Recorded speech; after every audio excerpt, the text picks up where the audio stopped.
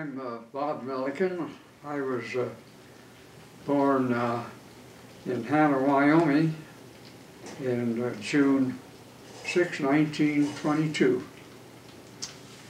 and graduated from high school there in 1940, came down to the University of Wyoming that fall, and I was at the university until Pearl Harbor, and then I signed up for the Army Air Corps, and at that time they were just starting to prepare the services, and so they didn't have many airfields, they didn't have many planes or instructors.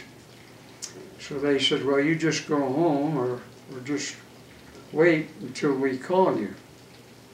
So I went to work on a railroad survey crew.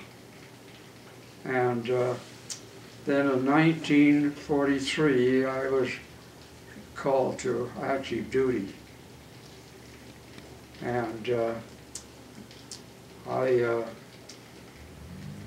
went over on the Queen Mary to in March, and got off at Glasgow, went by rail down to finally up at a base in England, and so I was based in August. I was at a field in England, and we flew out of England, supported the invasion on the night of June 6th.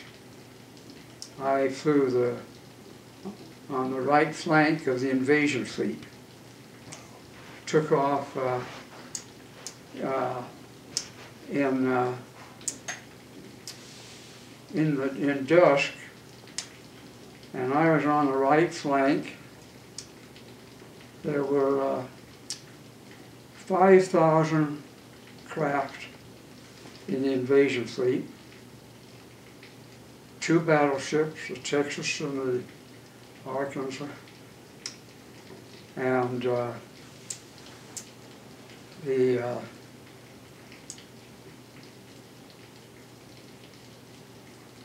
I flew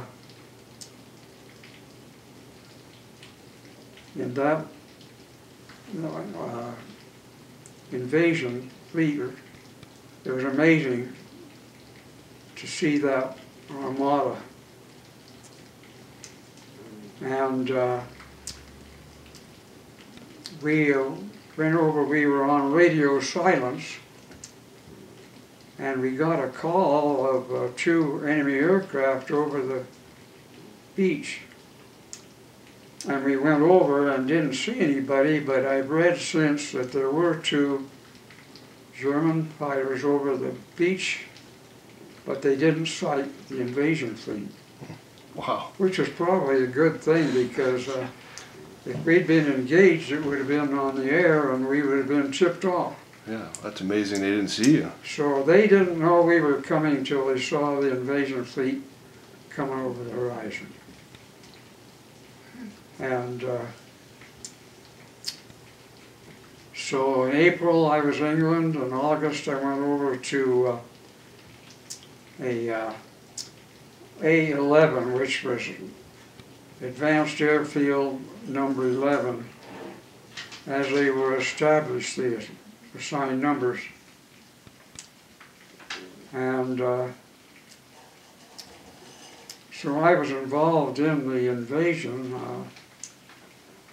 and I flew both escort for bombers, and we flew quite a few dive bombing missions where we were attacking along the front line. We were in the 9th Tactical Air Force. It was really interesting. I got in my first dogfight in June 6th, and we were being attacked by some fighters were attacking one of our fighters. Started to shoot at him in his chute. Wow. And so I attacked one of those, drove him off of this fellow's name was James Frederick, our pilot who was being attacked. And so I drove attacked this fighter, and he dived to the ground. I followed him down and came up behind him. He started to make a turn, and I started to turn with him, and I looked around because I'd lost him momentarily. But I finally tacked onto him and pulled up behind him, and he got out on the wing and dived off his wing and went underneath me, and in the process he hit the tail fin of his plane. Well, many years later I found out his name, and he had just got his 29th victory that day. Consider your most memorable experience during your service. In combat? Yeah, or combat, or at any point in your service. Yeah. What would have been the most memorable experience? Well, I know there were a lot of, I think one that kind of pops into my mind is seeing a 190 coming at me head on, firing, and the tracers going over my head and my tracers going under his. And I pulled up my tracers and blew his wing up and blew him up. And I think when I think of all my history, that pops into my mind as being very memorable. So would you consider yourself a hero? I mean, I know a lot of other people. Well, I don't what's your consider opinion of that? I don't consider myself my hero, but I really think I'm proud of what I did. Yeah. And I wouldn't want to have to do it again. Yeah. But I'm very fortunate. I ended up with 5 victories and 3 damaged, a fighter ace, and I lived through all those missions. I looked up recently, my fighter group consisted of 3 squadrons, and the standard complement per squadron was about 20. And in 15 months of combat, my fighter group killed in action 87 German pilots. Wow. And so I'm fortunate what I did, and that was a wonderful experience.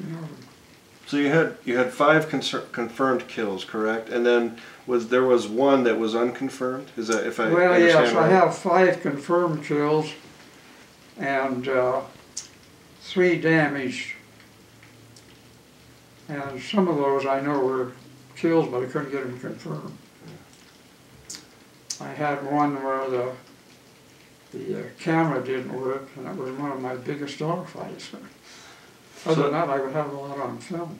So is that how they verified? Yes. Your Well, one is if you were confirmed by some of your other pilots, they could confirm that everything happened. And also if you could get confirmation on your film. But on that big dogfight, they loaded my film wrong, double exposed it. So I missed one of the biggest ones. And this was in September 12th, and we were closing in on Milliken. And so our first assignment was to go in and take out those searchlights. And they were 2 flights, it was 2 flights of 4. Then the leading flight, they were assigned to go take out the searchlights, and we were assigned to give them some support. So we strafed the establishment that was on the gates into Milliken. And we were just finishing up there and joining up, and we looked up, and there was a whole gaggle of 190s up in the sky. And they flew in what we called a gaggle. And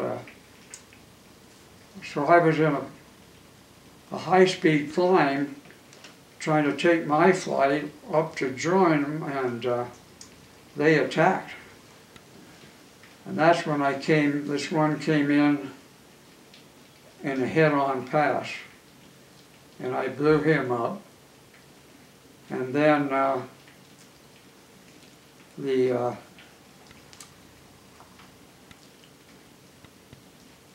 were attacking some of our troops on the ground, and that's when I attacked. Well, I had engaged 2, and I took some leads. I think I hit some of them, but they took a dive, and I rolled over to follow them, and I looked over, and that's where this one was shooting one of our guys in the chute. His name was James Frederick. And I have talked to his family. He became a captain in the Air Force. Well, he came over to my tent to thank me, and I was gone on leave, so I never did leave. What advice would you offer guys that are in the service now, the young guys today going into the service, going overseas to Iraq, Afghanistan, and elsewhere around the world to fight the kind of unseen wars, but what advice would you offer to them? Well, I tell them when they have to fight, fight. But I would mostly recommend they make a career of it. But I think it's wonderful what they do, and we're losing a lot of guys, but something I think we have to do. So is there anything else that you want to add to your story today? Any other comments? Well, I can't think of anything specific. If you have any questions at all, please answer. It was a wonderful experience. I wouldn't want to do it again.